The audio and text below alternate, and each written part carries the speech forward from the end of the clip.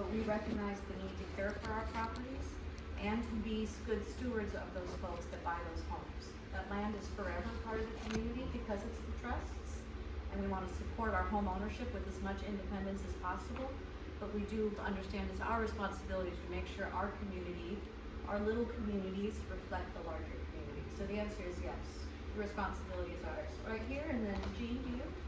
And you keep mentioning we as a community, however, it's a private nonprofit. So it's really not the communities, it's a private nonprofit. That their goal is to generate revenue, build homes, and they have to generate revenue to do anything. So it's not really a community nonprofit. It's not like the park or the water district. It's not public. Your books and records aren't available to anybody. The board operates in ways that I would never allow a board to operate, with some of the work that gets done and gets approved by certain board members that are on the board. And there's a lot of issues that we have seen from the outside.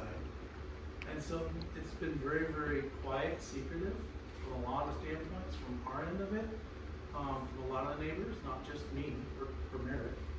We've probably just been one of the local ones. But again, it's not public, it's not community driven. You have a board, yes, but your board functions in the way wherever they want to function in. And there's really no open communication from that board. I don't feel. Well, basically, I just want to make a comment. I asked somebody that's on your board, who has property, would you sell your property and have houses built right next to your house? You know what the answer was? You know what the answer was. No. So why are you forcing it down on us when we don't want that? You know, just a comment, just a little thing out there to think about. Can I answer your question? I think you want to. Well, I have another question along with that, with like what I was reading. It seems to me, what I've read and what I've heard, you do plan to put multiple homes on that property. And I understand that you believe that there's room for 6. I mean, that's. We have to do a statement. site evaluation But- to be determined. True, but right now you're thinking 6. That you could, if you wanted to. I'm not saying you're The doing that, land I'm was just saying sold you to could. us with the Someone- understanding and documentation of 6 Right, distinct okay. lots. We're gonna do a survey and So- see what's even possible. Is it possible that we'll have a voice? Or is it because you are private, regardless, in the end you'll decide? We would like the community to have a voice at every level of this process. And then my other question is, I questioned this before, the homes that are built by the post office look lovely, I understand. I would had the idea that it was a low income, but actually it turned it around to be affordable. But is it affordable for teachers, affordable for rangers? Or do we need a new group of people that come in that make more money? And if this property here is saying only at a higher level, when you say medium, so what are those people going to do to buy those homes? Help me understand the question. My question is, are you putting what did they say, the cart before the horse? First, we need to have a plan to have people that can afford these homes.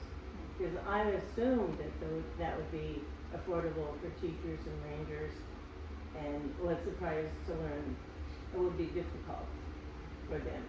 So who's going to fill those houses? I mean, say there's a teacher, the teachers need it, but if they don't qualify, So these houses over here are 80% AMI. We legally cannot do anything other than that, given the government money we've taken. 80% AMI for most, for any kind of tenured teacher, any kind of forest ranger, they are not eligible for those homes. It will be a struggle actually to find someone who can buy those homes. We understand that struggle and are committed to it. We're missing, there's so many folks that can't get under that 80. That is the pinnacle of what the hope was here, is that we could provide for that 3, 5, 10-year teacher to stay in our community, which almost never happens anymore. To get a ranger that moves his family up here and stops commuting an hour on the bus that they put so they can get the frickin' employees up here. that property over there meets a need in our community. It doesn't meet all of the needs, and it doesn't meet the professionals, the young families that have got 2 working incomes, semi-professionals, they will not qualify for those homes, and there are no other homes for them. We want to build homes for people that can build and stay in our community in the long run. Does that answer your question? Well, that answered my question, but I would wonder I still wonder who's going to come to Should those. we buy those homes? We don't know. We don't look at the names, like, we're keeping it as, Dev Northwest is handling the application process. All I see are income levels, to try and help navigate how we're supporting them. But the human that goes in there is a single income family, like one really good professional income with a couple of kids could make it. Can you put that in a dollar Entry value, level. like family of 4, isn't it like $73,000? 73,000 per family of 4, you're Yep, absolutely right. that's one really good income or 2 kind of small incomes. It's a starter home. If they're not working up here, that is a horrible income, there's no way that they can manage that. No. Some of the staff at the school would qualify, and some are over that, and so it varies. Some of the staff at the school will qualify, and some will be bumped into that 80 to 120, which is more of the middle income family, so. Well, most of the staff has spouses that works too. Yes, So that would not. There's that, and it keeps you over. I actually don't know of any staff that would qualify right now, judging based on that. So that's the pressure on to do this, right? Yeah, And that's 120%? correct. Oh, so that's 73. Add half again, whatever that Oh, number is. 105? It's like A little over 100,000. 100,000, a little over 100,000. Which would still be hard. Yeah. Yeah. For 2 working. 107 or? Yeah. The So question, And then what do you you do with have the kids on accounts top of that that. you don't fit? Are you gonna rent them? Or are you No, gonna? I mean, our goal is, for these homes, and Make the sure that they restricted are level filled. funding is homeownership, Okay. homeownership only. And so the Rose Street homes were funded through the state, through LIFT funding, a grant to Oregon Housing Community Services. And so those LIFT dollars are the maximum at 80%. Most of those, dollar walls, LIFT funding is for urban areas. And we are advocating for more funding for middle income because in disaster and rural, it's also the middle income families that are struggling to come back and have, the lack of affordability. Did you get what you were wanting to say? I saw here. Yeah, kinda, so I'm just trying to wrap my head around those numbers, the 73 and then 105, and I'm just like, Sorry. maybe more? Yeah. Okay, sorry. wherever that is. Google it. Yeah, I'm just having a hard time thinking about like, either a single working parent with kids, cause like a family is required for both of your visions, right? Like kids, or it could just be 2 Yeah. working adults, that could be a family? Could an individual be a family? Oh, okay, so we're just gonna get individuals then, maybe. As I understand, it's just family income, whatever that is, Sure. one Household, to maybe five we or should say whatever. household. What does Household. household income, like I That's said, a good point, I mean, household. do you have, veterans, we've got a lot of veterans. Does that VA, does that disability count as income? Yes. So that throws a lot of people out who are on disability, if one spouse is on disability for veterans benefits, the other spouse is working. And that, again, that makes it more challenging, so it's all income regardless if it's taxable or not. You folks are just spot on. You're speaking the very frustrations of so many of us echoed in this room and echoed in the community. That why is it so dang hard to get appropriate housing for the people who want to work and live here? There's a lot of homes in Springfield that just got built, you can buy for $380. I mean, that's cheaper than what you're gonna have here. And you have a lot more resources in Springfield than you'll ever have here. Grocery stores, jobs. So for Rose Dental Street, offices. you have to either be a fire survivor, or you have to work from Weaver all the way to the eastern side of Lake County. You can't be working in Springfield and buy a house in Weaver, that's not who you're building for. Even if you're a fire survivor. Fire survivor or workforce, from Weaver up. Can we see the applications, can you send us a copy of the It's just an application? application of interest right now. Pardon? It's an application of interest right now that's open. You can click on it and it's pretty simple, and then Dev Northwest is. I couldn't find it on your website, is it on your website? Yeah. Okay. Yes. I see it. Rose I Street, see it. go to the Rose Street page. The other question that wasn't answered that I was curious about was this property over here, how did that get divided, the Rose Street? How did that get How divided, did what we was divide that? That predates So me it's by a lot. historic, it's those historic lots, as everybody knows here better than me. This is a very old town, has a lot actually, was three more lots, that we could have developed, but, we had to move, property lines, so that we could also put like the drain fields, take up space. And so if you see the river houses, we moved the drain fields to the other side on one little lot. We actually made one lot small so we could have the drain field there. And so we didn't take up so much space in their yards. And so they're the historic lots that were there. So Gosh, technically, there there's- was 8, but we could actually only, when it came down to it, we only could build on 6, given the restrictions of the property. We've got one more we could build on. Technically, we could build on One more. Let's So see if we we're can- gonna put a picnic So table if this there was right now. 6, maybe you won't even be able to build on Correct. 6, you're not Yeah. sure. That's The drain absolutely right. fields, the drain fields might void, and they might trump the deck with At Yeah. max, it would be 6 on 6 lots. At the max, but as you all know, you've got the 15-foot setback, you've got a septic drain field, a backup septic drain field, and then you've got a house. There's also And a so seasonal creek that runs through there. Yeah, So there's so- a riparian to deal with as well. Well, I There's guess- all of those Brandon, things. help me explain the 6 lots, because when you say historically there were 8 lots, I mean, I don't know how far back You you're know, going. here. Yeah, but I'm even here, I mean, I've looked on the records, and either you did a site evaluation and you marked out 6 lots, but it's not on any Lane County records that shows 6 lots there. Okay, Eric, I disagree with you there. All these lots were made 50-foot wide, 500-foot long, all the way on both sides of the road.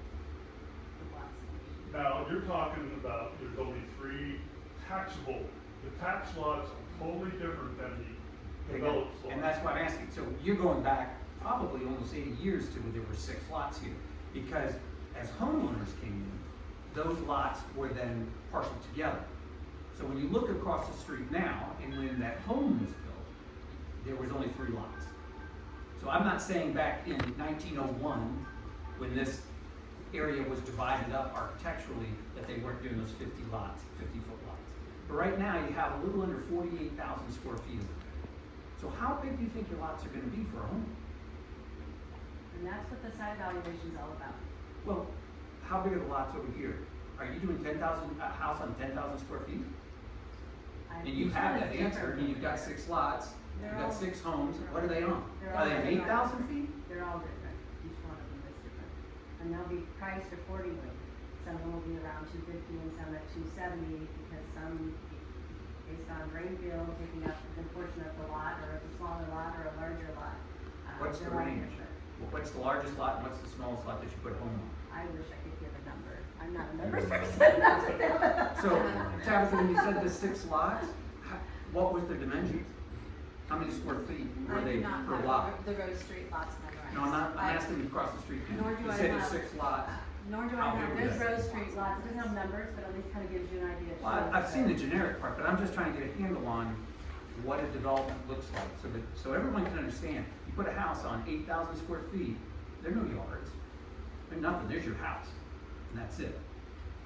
Again, that's not reflective of this street. They're not a single house, you can't go out here and go in the front yard and go in the backyard and have room on the side yards. 6 houses on that, I'm trying to get my handle on how that would coincide with the neighborhood. It wouldn't be the same, right, Randy? Be closer to townhomes in New York City, right, where they're butted up against each other. Not the end of the world, just on our street. I appreciate the conversation, and I think we found clarity in the difference of 3 versus 6 there, and it just has to do with the timing of when you look at the lots. So I appreciate that conversation, thank you for bringing that clarity. So I have a question. I recently heard rumor that they are talking about closing this ranger station here down. Kensington? Mm-hmm. So how does that affect your vision? I have not heard that. So, I've only heard. Yeah, that's what I'm but- saying. There's yeah, a they rumor don't- that especially after this massive loss that they just had, Yeah, that I in don't- order to rebuild that, they don't have the funds. They may be shutting it down. So I'm curious how that affects the vision of we need more housing for rangers. Yeah, I can't speak to that, Monica, in any definitive manner, because it's only, it's not here, and people are, and as they're trying to downsize the government, and maybe Betsy has more information than I do, but she's worked there longer than I have, but I think they're very into it, because the information I got, it didn't sound like it was everything back into it. Yeah, do you It think was maybe? just somebody saying, well, you know, we may, you know, who knows, and it may even been, they were scared that, you know, the way the current administration goes and things, such that they would, yeah, they would, and Doug went out, even though too. That's how they started with Leroy Hatchery too, and I have. Yeah, so I wouldn't put any credence in that at this point, I mean, I understand where you're coming from, if that did happen, I'd be concerned too. Right, obviously. yeah, we wouldn't Yeah. need, we wouldn't have the need of that. I can't imagine them doing that just from resource management. They've already, you know, they already combined Blue River and McKenzie, as they did over at Oak Ridge with Middle Fork and Oak Ridge. Right. And they did the same thing at Sweet Home.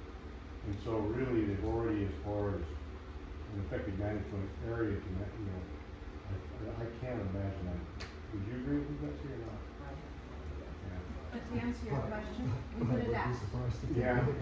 If we identify very clearly that the needs are different, we will, we promise, we will adapt. We don't pretend that 2.5 years in, 5 years in recovery, but 2.5 years into doing this, that we know all the answers and that 5 years from now, we might not be needed to do a different thing. Right. We are moving based solely on the research that's been done by the community leaders for what is needed in this community. And when the needs change, we will change. You had a question. I did, and you almost answered it. If you find no one qualifies, are you in a position to make changes, or would you have to go back to the people that gave you the grant to say, look, this isn't working out, we've got to change our power handling it? Is that something possible? Because it sounds like, and I know you guys have probably put in a lot of hard work on this in the community, and it's really easy to say, here, I want my home where it is, and I don't want the city to move in on me.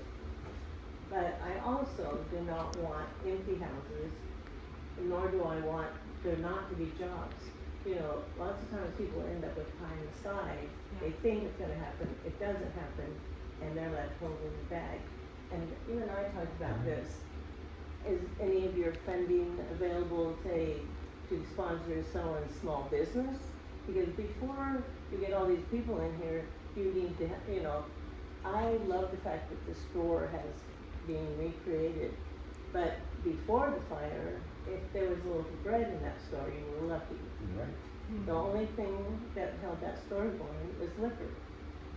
And that's well and good, but it's not very good for a family. So what is gonna happen if we don't have that kind of infrastructure, like, stores and people to go to the store? I'm anxious to see how it turns out. I know that Melanie has worked her heart out, and I'm actually praying for her that she will have the business. But we see what happens up at McKenzie Bridge. For the most part, that's just people going back and forth, or people that are just here, but we don't shop there. You can't, it's too expensive, and they have to do that. So, back to my original question, is that some of the monies that you have gathered, rather than housing, can you put it into businesses? Let me separate the two questions, because you asked what happens if we don't fill those homes. So let me separate that from the Right. business one. But the answer to the second one is, heck yes, we can help with business. That's the beauty of being a community land trust, not a housing trust. We have the ability to rise to the need of the community. If that is commercial, that is what we want to pursue. Now, you all know that there just is not money. There isn't government money sitting around to help businesses. There's barely money to help with housing, and it feels like we're just chasing the money. So back to your first question, what if we don't fill those? We have that very same concern ourselves. We are already having conversation with what if it closes today. Whatever applications at the end of today is what we've got for this first round. And we are hoping, but it's gonna be tough. The margins at 80% is so tight, and the restriction to only being fired. You basically had to have had your house destroyed, not just fire impacted. So many people were fire impacted that didn't lose their home forever. That's not the description of this. We advocated early on that this housing could at least be available to families that have children in the school. Like, will you at least allow us that third criteria? And twice they told us no, and we didn't fight it. But if we do not fill those homes, and we have exhausted, we've peppered the local businesses and everyone we can think of with, this is here, come apply. And if we still can't fill those homes, we are gonna go back to the funder and advocate that what our community needs is actually this. The powers that be aren't here in this room hearing the true needs. So when they put out this funding, it doesn't feel like it's really reflecting the deeper needs of our community. And we've been losing community for generations. And will they, if they say no? I gotta give an answer to the question. Assume that 3 of the houses get bought and 3 don't. Do you guys have the funds to maintain these homes for forever? No. I mean, someone's gotta pay the upkeep. You can't just leave a house sitting there. We're not gonna keep them. We will do what it takes to get But kind what does families that into mean those to us? homes. That's not an answer. So Like, that you will means sell them, sell them. you buy out the lender. I mean, what do you do? And do you have the funds to do your solution? If we get to that point, we will be reaching out to the community for solutions. We have ideas in-house of what we can do. We can advocate at the funding level to expand the criteria. We can, as a nonprofit, take donations, seek foundation help to maybe make a little pool of money to help would-be homeowners. We are personally taking a percentage of the profit of that to create a pool of monies to help folks with down payment that aren't getting the down payment assistance that's only available to someone who lost their home. That's the down payment? The down payment assistance. Only. That, and it's $150,000. So if you lost your home, oh my gosh, $150,000 off of that house, like, yay! But that criteria is so small, and we're finding so few that fit it, and there's no other help for them. We are creating a pool of our own money to help Don't them. you have to pay the down payment back though? It's not like You know, if you sell it, they don't give you that 150 in your bank account. So You it's have to. It's a forgivable loan over 30 years. 150 per household. If you are a fire survivor, just came out last week. There's $150,000. That's not limited to us. That resource is a community resource. It doesn't need to be us that takes that 150 and helps a family get in there. If there's anyone that could use it, please spread the word. This is amazing. That's So limited to there's the money that 120% needs to be of the paid income. I don't remember what the AMI And is. it's on that. 130 Is it is one a eighty? year. It's part of the Reoregon, federal dollars that have come to the state and, the aid, down payment assistance. And it is fire survivors only, and I'm trying to remember, I think it was 80 or 120. I think it was 120 when I saw. I think you're right. So to answer your question, we're gonna keep digging. If we cannot get homes in If this they round, use the money, will they have to pay it back? it's a forgivable loan, but you gotta stay in the house. For But if 30 you years. sell the house, you don't get to walk away with a $150,000 down payment. Well, that make no, sense? Or because you you sell paid it. for it's already been turned into the bank, so you don't have it in your pocket. Anyway, we've never had a down payment that stayed in our Sorry, pocket. I mean like when you sell it, you don't get to just keep it. Okay. Did we answer your questions? Pretty well. As much as I know. That brings up another question for me is, they're restricted when they first buy it. So when that first buyer goes to sell, are they restricted on who they can sell it to? Same criteria, but I don't know about the fire survivorship. That doesn't have to be continued, right? Like for Rose Creek is not, those are state dollars, lift dollars, not associated with fire. Okay. Although we put the criteria around helping fire survivors or local workforce, that was our own criteria, because we want to meet that goal of full-time residents, right? And people that were impacted by the fire, so there's 2 avenues. For anything here, did you say that you guys are the ones who put the priority on, not the funding? That particular bucket, the state dollars, which are lift dollars, which can be used anywhere, in the state, those are just a normal affordable housing grant dollars to build affordable housing anywhere in the state. And so when we applied, we mentioned, soon after the fire, it was like 3 years ago almost, and that we wanted those grant dollars to help fire survivors or people that worked in the valley. So we were able to put that criteria because they're not to be second homes. They're not for folks that are working in town. So the land trust has that as its own priority. It's not a function of the funding. So, In that particular bucket. so let me just see if I got this right. Hypothetically, you don't get anybody in there from the fire survivors. And then you could change that and open it up to anybody you want. So it's either fire survivors or local workforce. I'm with you. But you can remove those criteria. That is not a funding criteria, that's a community land trust criteria. That's our criteria for these, so if you look at Yes. rooted homes. Let me The answer is clarify. yes, correct.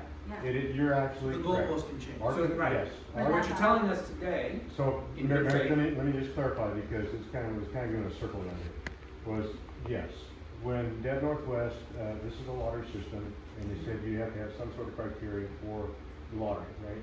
To make it equitable, we said you have to be equitable, and use your state dollars, so it has to be equitable, whatever you do has to be equitable, and we said, okay.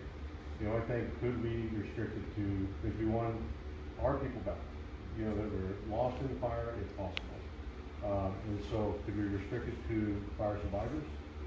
And could we restrict it to people who work in the community up here? So, for instance, you know, I've got a son that lives down and works for Eco down in Springfield. And he would dearly love at some point to be able to afford a home back up here. He would qualify because he lived in Springfield and he works in Springfield. So even though he generationally would love to come back and be a part of the community, he can't, you know, unless he could come up with his own funding and, you know, the whole traditional route of buying a home. So that was our way of, putting some restriction on that. so one of the. Now, whether it works or not, we're bound, like. But let's we'll just see. assume, for We don't- discussion purposes tonight, it doesn't work. Yeah, Now you have 6 homes, right, that have to be occupied in some fashion. On your criteria of how to address that, are you then going to a leasing model? Or are you going to still try to sell them? Will you try to sell with the land? I mean, that's what we're concerned about, is that you have 6 empty houses, or even if it's 3 empty houses. so the original intent was for home ownership. Home ownership is what's tough. Now, leasing is one way of going about it, renting is another. You know, obviously, there's all kinds of models of getting into home centers. And we know how renting goes, you know, you're just pouring money down a rat hole. I said that kind of. But, so if we can get people in, get a leg up for first home ownership, that's what this is intended to do, where they can build equity. Now, under this model, so just so everybody knows, we share that equity, if and whenever they do sell, we share a portion of that equity, so we can keep it in an affordable situation for the next buyer. I understand. But they can the hold- trust they can model, hold- yeah, they can but hold I'm not it. worried about that. Right. I'm trying to figure out if something goes awry. Yeah, Because the majority, without getting into the numbers, a fair amount of people in the land trust don't live around here. If that project fails, and this project fails, this group in this room has to live with it. So we're trying to figure out what, it doesn't sound to me that you have a game plan if something goes south. You have, we'll sit down and talk again, which isn't much of a game plan, as best I can well, tell. it's no different than any other mortgage situation, I think, if you're still buying and selling homes, there is always a risk, that somebody's gonna default on the mortgage. Two things are Right. different. Right. When a developer does Isn't a that project, Well, yeah, I right, it's know. based on research and data, and they have to have the financial resources to take that property back if it goes south. So where the research comes is also not just in our model, but also in other models throughout. This is not the first community land trust that's ever happened. It's the first one that's happened in our community. Correct. But you know, you take the ones up north, you take the ones across the country, quite frankly. This just happened to be the first one in rural Mackenzie.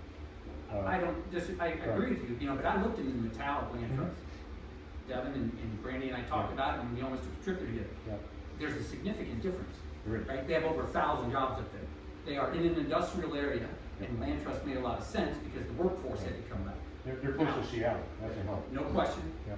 Our situation isn't like that. Again, it's been a while since I've had the data, but I don't think a single job of any magnitude has been created upriver since the fire. In fact, we've lost jobs. So I'm back to the original question of who's the demographics for this house? If there's no jobs, right? And correct me if I'm wrong, I don't think there are any new jobs created since the fire. Where are the people you want to house in these homes coming from? They have to work either, upriver in Sisters or Bend or in Eugene? I mean, the cost of gas has got to eat them alive. It is. I commuted all my career. And what was that You know, cost like? Well, yeah, I lived up here truthfully. It's about You know, $18,000 a year. It was a cost. What was that, Josh? It's about $18,000 a year. I would assume probably, it's At at least least, that. yeah. If you guys don't have participation in town and other things. But, Did but you I guys- also made a good family wage job, and so I commuted, all over the state doing what I did. but that means, you're absolutely correct. I have a concern about jobs too. Now, the opportunity for jobs is here. But it's gonna have to be in two different fashions. The Forest Service, Darren was, Cross has already mentioned that they can't get sometimes the employees that they want. Right? So they get a temporary employee, and they jump on the bus and they come to work.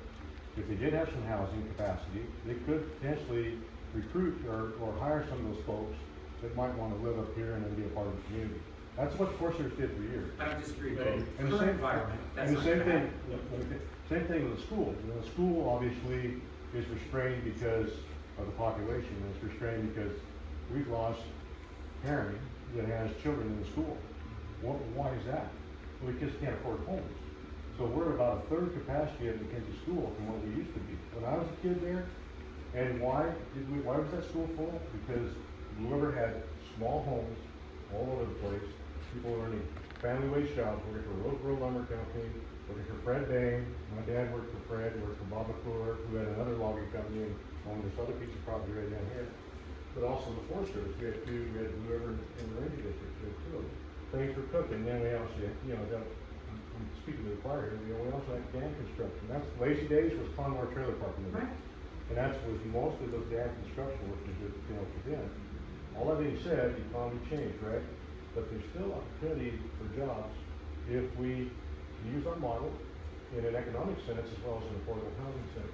Now, that's one reason I'm in on it, is because I see a potential for the McKenzie Community Land Trust to, if there is a person or a business or something like that would like to relocate or start a new business in Blue River, but not just Blue River, we're talking about the McKenzie Valley.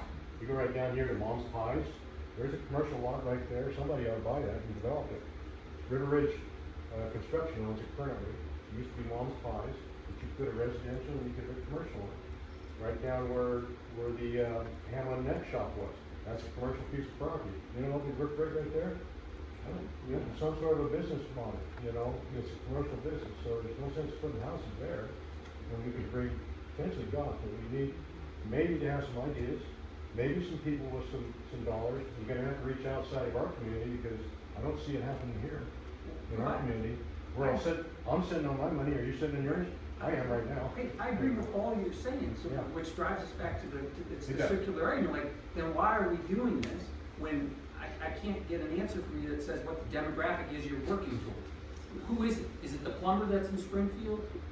That's what we're not hearing, and you don't have sufficient funds if this doesn't go well.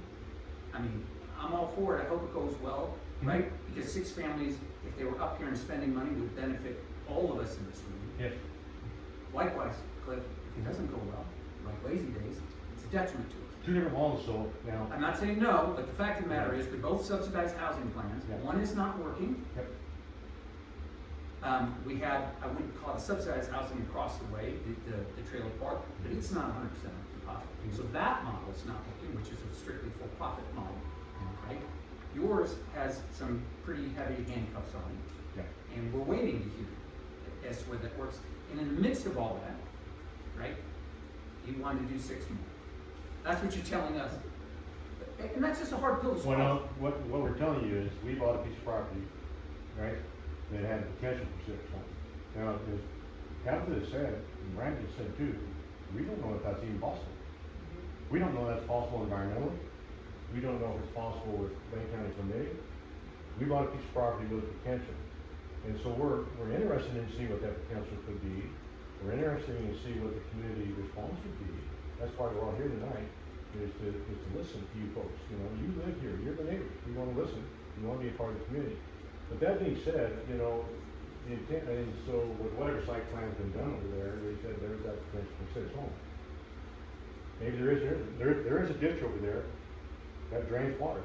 That's gonna be a constraint of some sort, we all know that, because that ditch has to be there for a reason. Fred put it in, or whoever did, I don't know who dug the ditch, I don't know if it was seized or not. So, but there was a reason why they put a ditch there, right? And so there's probably still a reason why it needs to be there. Well, that's gonna constrain whatever development is to some I degree. think we I know that. saw a hand here, and I think I see a hand. And I'm sorry, I don't mean to dominate the conversation. No, you're fine. it's good to hear your answers, Cliff. I was just curious about have you guys discussed people who work remotely and Because if there aren't jobs, but there are people who are fire affected who had to move into Springfield, maybe they found a job there that they're like gonna stay there now, and so that person is not gonna fit your criteria again. So like, what was your discussion on remote? And then I don't know if other people like have thoughts on people who are gonna maybe qualify for that and not live here, but I don't know, you guys have discussion?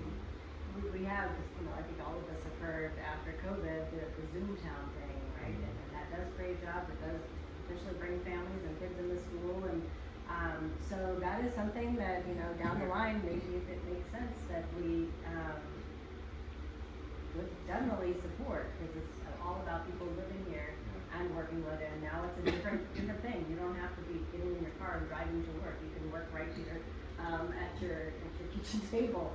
And Bring kids to the school. yeah, I mean, that's an important piece. And so, you know, for our initial with Rose Street, the funding, because we're all still waiting for those federal dollars to hit the ground, we were able to tap into state funding, and that's why we got that 80%. And so this is the criteria right now. I mean, Homes for Good and Lazy Days, which is Lane County's housing authority that bought that, I don't know, year and a half after the fire. And thankfully, you know, none of us existed, but they were asked to buy it, and that they rebuilt the homes there.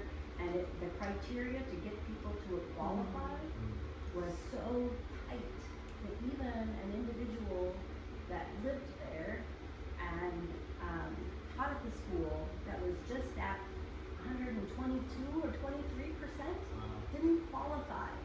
So they're learning over there because the qualification process was so tight, and now they've opened it to a phase 2 and to a phase expanding who can apply. So it's been interesting to watch. We skipped this one you just said something. Yeah. So for Lazy Days, they can have 120% of the median income average, but yet they can only have 80% for a 1,300 square foot house. So the different buckets of money. But no, but if it doesn't work there at 120%, how in the world is it going to work at 80? Well, two different models of housing, first of all, the one I don't at Lazy disagree with Days, that. well, it needs to be different, because the one at Lazy Days is 2 bedroom, 1 bath. Quite frankly, I'll be honest with you, I don't know how it's working. I said all along, I didn't think that model was gonna work. There's a And family they're of 4 struggling. up there, though. And they're struggling, they spent way too much money, in my opinion, to put those homes in. Oh, yeah, Way too much, I think we can all agree on that. But that, so, is what it is now, I mean, that's Lane County's, that's what it is. Down here, we have 3 bedroom, 2 bath. It's a much nicer home, and Brandy's has offered, and the town's offered, if you guys wanna see the inside, you can walk down and take a look at it, we'd love to have you see it. But I've walked through it on 3 different occasions, and they're not high-end homes like some of us might have, but they're nice homes for No, people. they're better than Lazy Right, Days. but the question is, if the people that are making more money can't get into Lazy Days, right?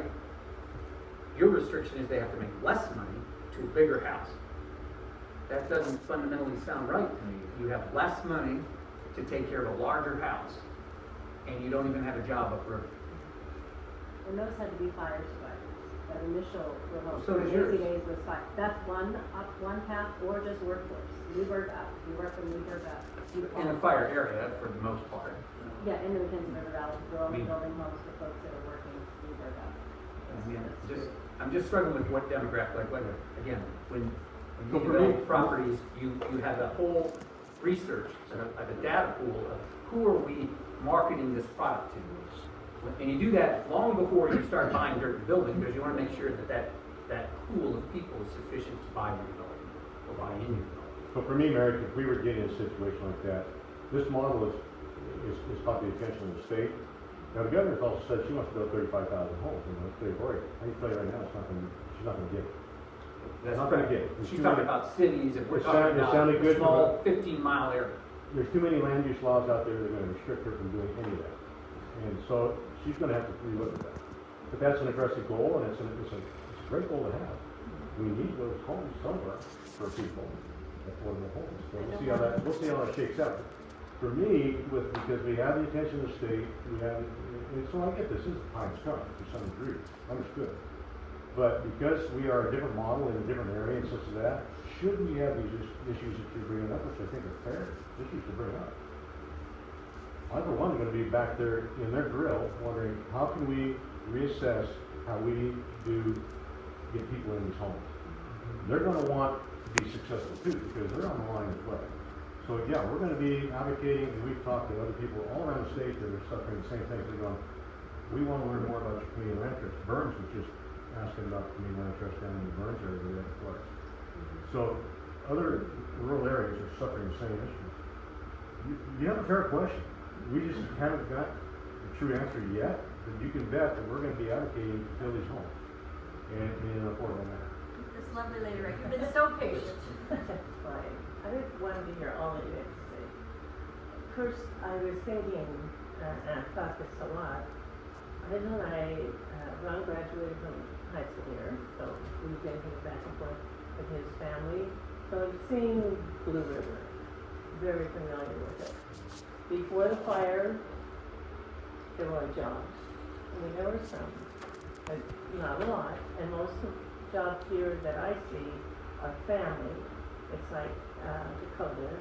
It's like they're, the local families have gathered their family, their friends. They all have jobs and places to live, I imagine. But it's a small group of people. And so we still don't have the job issue. We had that before the fire. We have it now. So that's a real concern, and I've mentioned that before. And I also wanted to say, you mentioned the other day that something about small cities of America, and you mentioned Culver and Condon and a few others. Well, what they have that you can come in and help, they probably need homes. They have people that have jobs.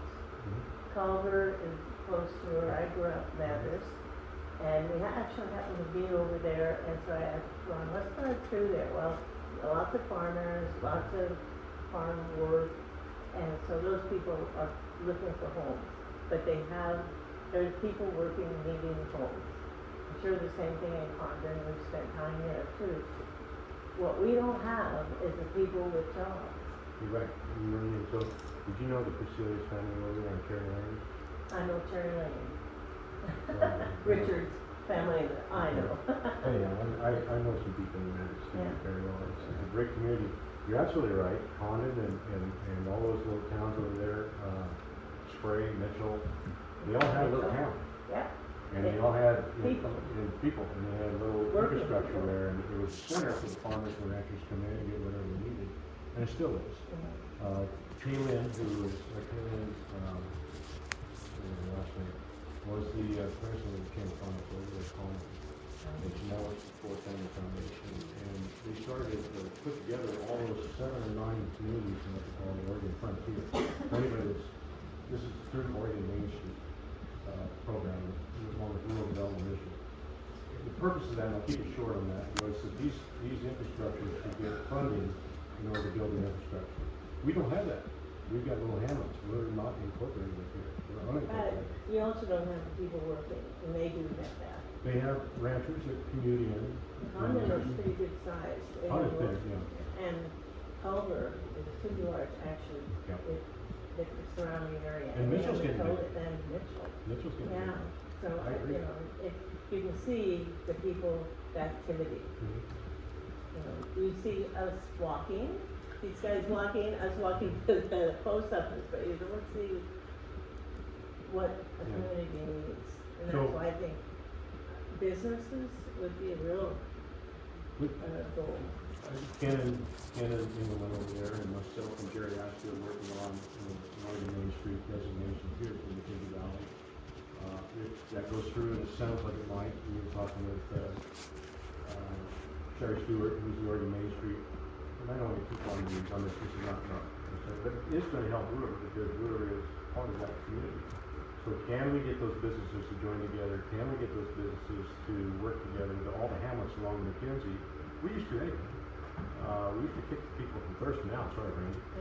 But, because we were a tight community, and we still can be possibly. Business owners are talking, and they're interested.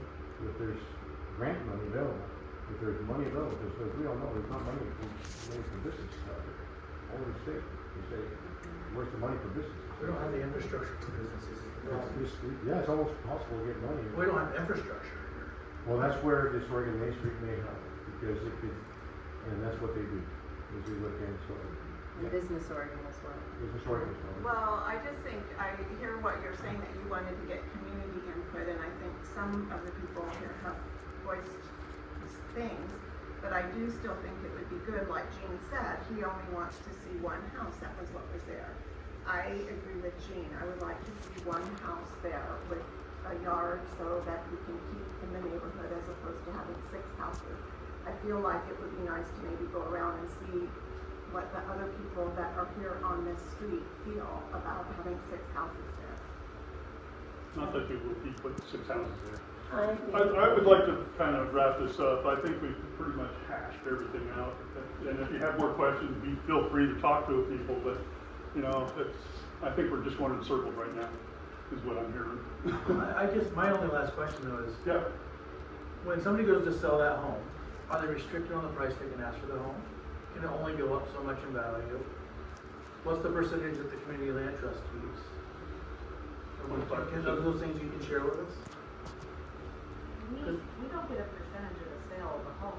We get a We're percentage of the leasing the equity. property. Or am I We get a small, You get- there's a formula, we Okay, get I'm a sorry, small there's a fraction, formula. and then the homeowner takes the rest of the equity, but that keeps the organization But going. are they allowed to sell that home for whatever they want? No, it stays in perpetuity, so that 80% with the grant funding currently, that 80% AMI, it would stay with the house in the deed in perpetuity. The value of the home. So it'd be whatever the formula is, what based on market rate and, you know. If it appreciates, they can sell it for a higher appreciation. Is there a limit on the appreciation in a year? I don't believe so, I think it's market driven.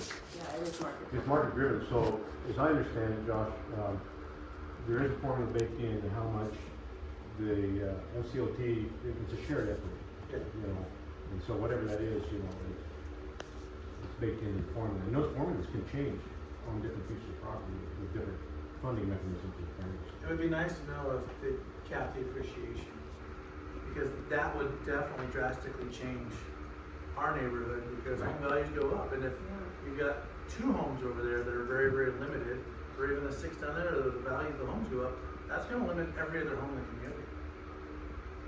actually, somebody Negative. came by to look at the Merritt's house, saw the sign, and asked about it, and said, "Nah, I don't want no part of it." So it's already affecting us, big time, you know. Is there anyone who has not had a chance to speak?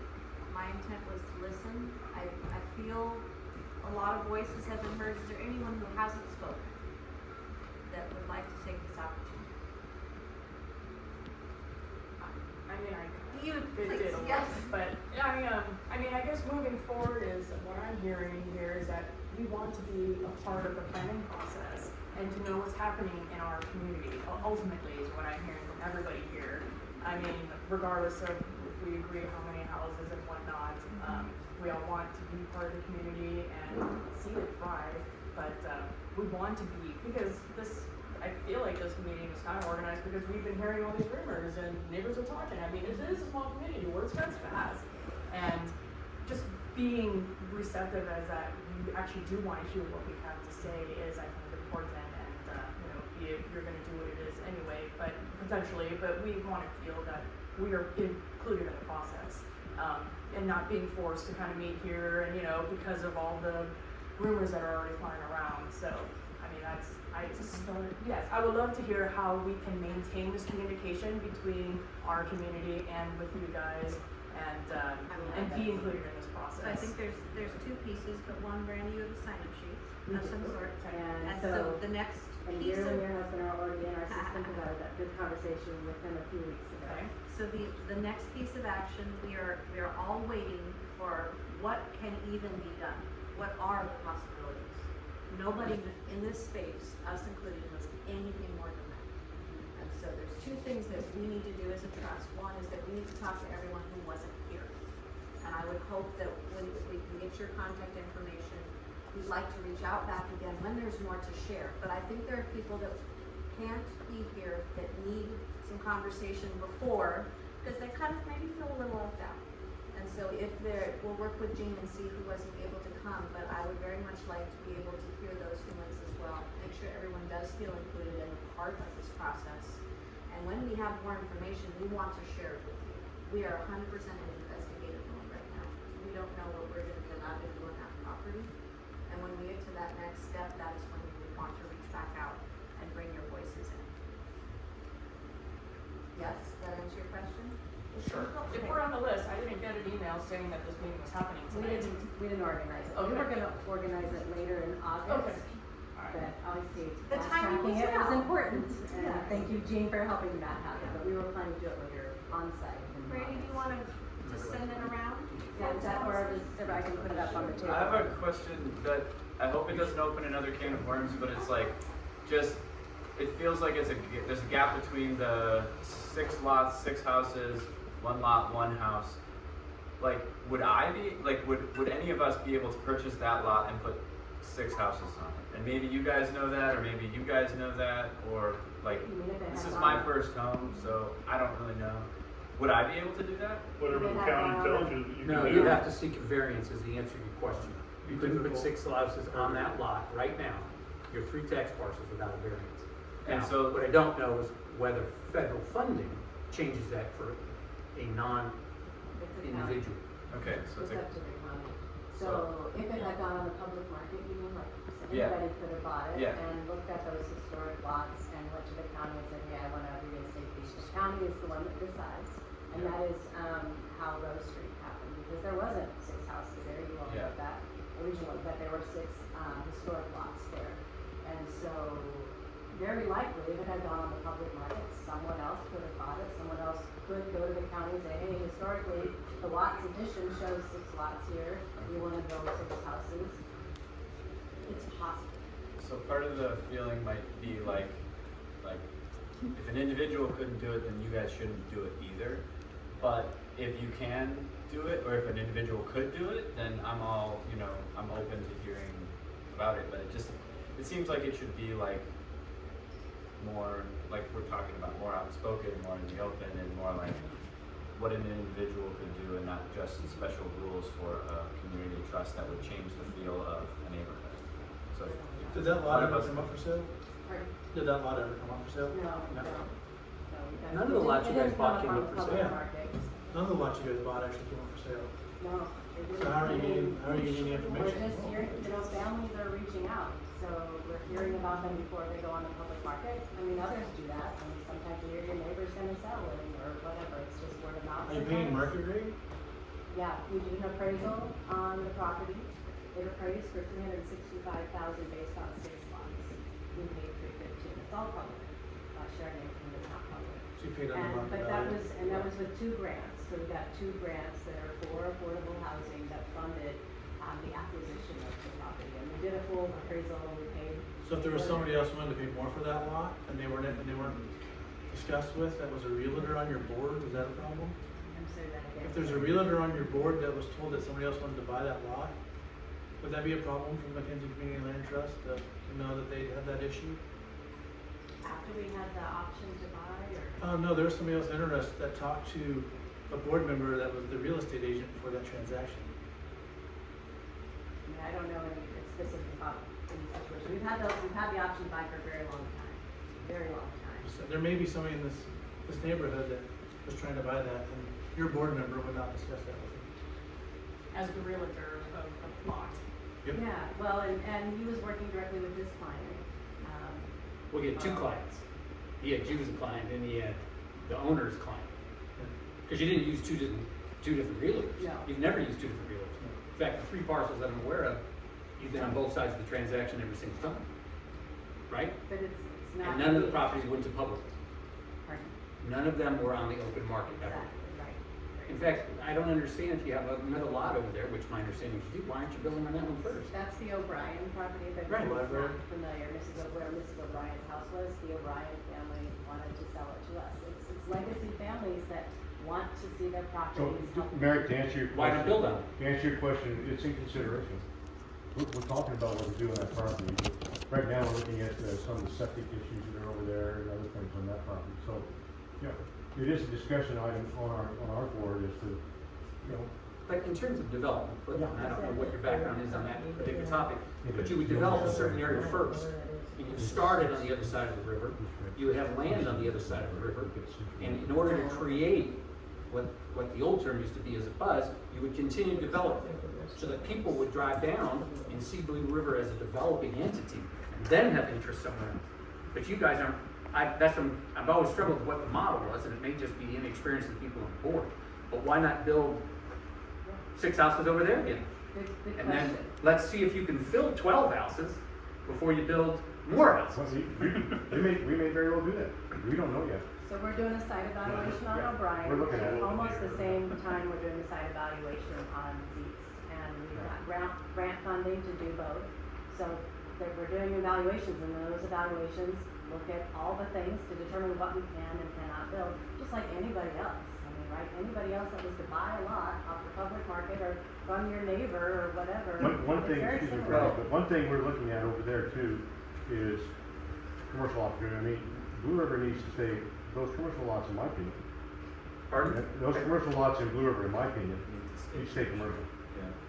I personally, and I sit on the executive board, and so they know that I'm stating my feelings right here. I wanna see those commercial lots stay commercial and have opportunity for business to come in and do it. The O'Brien property was residential, It was residential, so build but it, there was, knock it yourself sits, out. it also sits where, it could be potentially commercial. You have to get a We new don't know zoning. with this Right. flex zone. You have to go and get a new zoning, but my point Yeah. is, you have a residential place over there, and regardless of the site evaluations, you can build.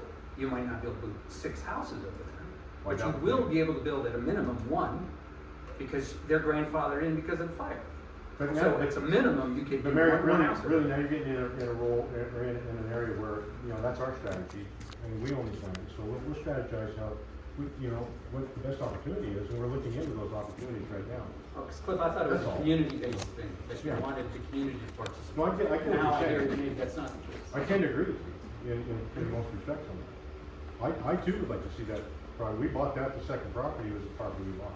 And You're that the was man in with charge. Jonah So Dog. we're looking Your into it. group is in charge, develop it.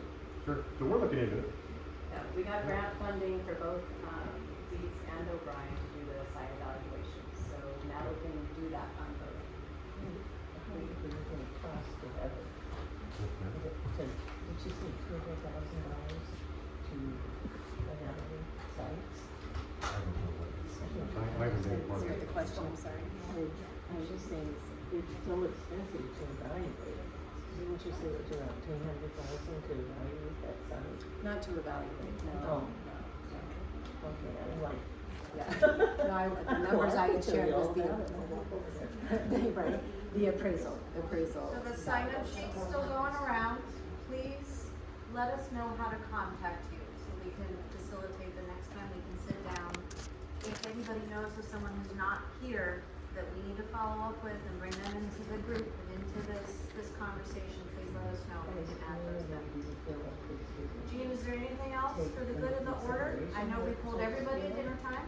I really appreciate There's some Randy, beautiful Tabitha, and Cliff for showing up and presenting what they, you know, at least I got more information, thank you.